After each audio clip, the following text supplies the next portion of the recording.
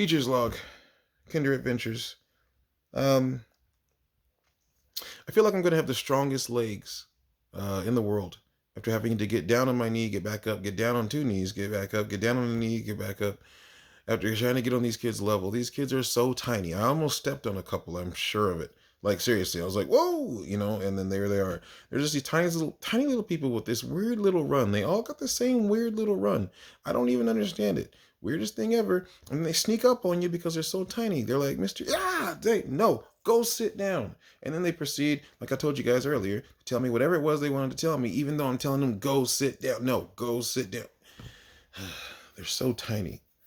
Anyway, speaking of sneaking up on you, don't ask these kids to tell you a joke because some of them, oh, they might be cute, but that you switch the W and the A, and it becomes what? Like you're like, oh my gosh, I can't believe I just asked you that, or I can't believe you just said that.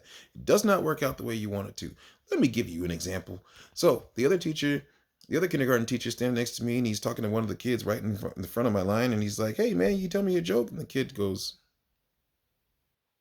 And I'm like, that's the best you're gonna get out of him. He's like, oh, okay.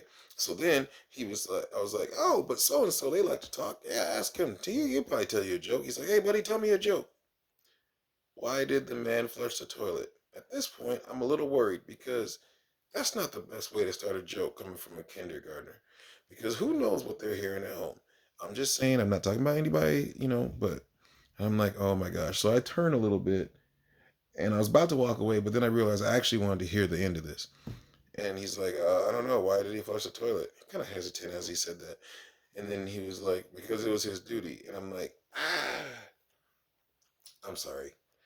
Hey, so no, we can't. Can't use those here. Can't say those here. And I'm thinking to myself in my head, good joke. Pretty funny. Inappropriate time. No, thank you. So be careful with that. And then the other thing I'm going to let you know, uh, these kids, I've never seen anybody have to pee so much in my life. It reminds me of, what was it, Billy Madison? Pretty sure it was Billy Madison. Oh my gosh, this is just nuts. It's crazy. One kid had tears in his eyes. I'm like, why you wait so long to come tell me? And I'm like, hurry, please make it. I don't need this today. It's Friday. Ugh. But the biggest thing was lunch. Thank goodness it got like a little bit better because here's what happened, okay? So I'm trying to figure out lunch. We have two choices that they can choose from, or they can bring a cold lunch. So the first day, I'm like, hey, who brought lunch? 7 or 8 hands go up. I'm like, oh, okay, cool. That gives me only 7 kids or 8 kids or whatever to worry about. So I'm like, this is perfect. And then I was like, okay, guys, so choice one today is like a chicken sandwich, or something like that, right? And then choice two is a salad.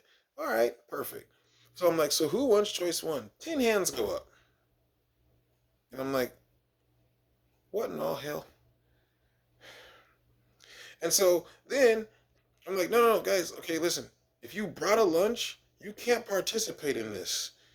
And then I was like, all right, so let's try this again. Who wants the salad? 7 hands go up.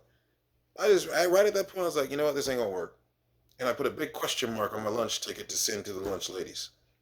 Then I went down there and explained the situation. I said, look, I found lunches, so I have 7 lunches, so split it half and half for the other 8. I,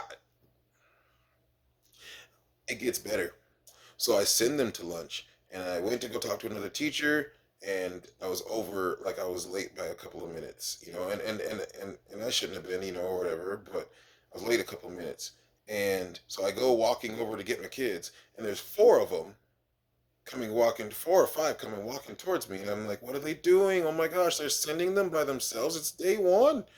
And I'm like, what are you doing? One gives me a hug. Hi, Mr. E. And I'm like, thank you, little person. And then I'm like, where's the rest of you guys? Come on, let's go back to the cafeteria and go find them. We go in there. I cannot find my kids. I lost my kids on day one. I lost my kinders. And I'm like, oh my gosh, this is a big school. There's kids everywhere. Who knows? They probably went to another classroom and then people don't recognize them yet. So. So I'm like, oh my goodness. I'm like, where's the rest of them? I don't know. I have an Uncle Tom. Oh my gosh. So I'm like, please. So I'm heading over there and I'm like, okay. Well, let's go back to class. I'll make a phone call, try to figure something out. So I go heading back to class. The rest of them were in the classroom.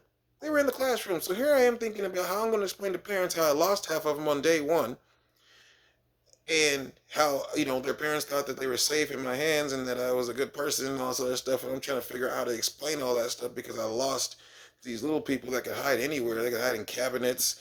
They could be hiding in the corners. There's a fish tank. I mean, they could have been anywhere. And so I'm sitting there trying to figure out how I'm going to, help these people out and stuff. Luckily, they were in the classroom, so that was okay. But I tell you what, I'm happy. It's the weekend. I feel amazing. I feel amazing. I feel energetic. I feel like I'm ready to go. I am. Yeah. I'm doing good. I feel good.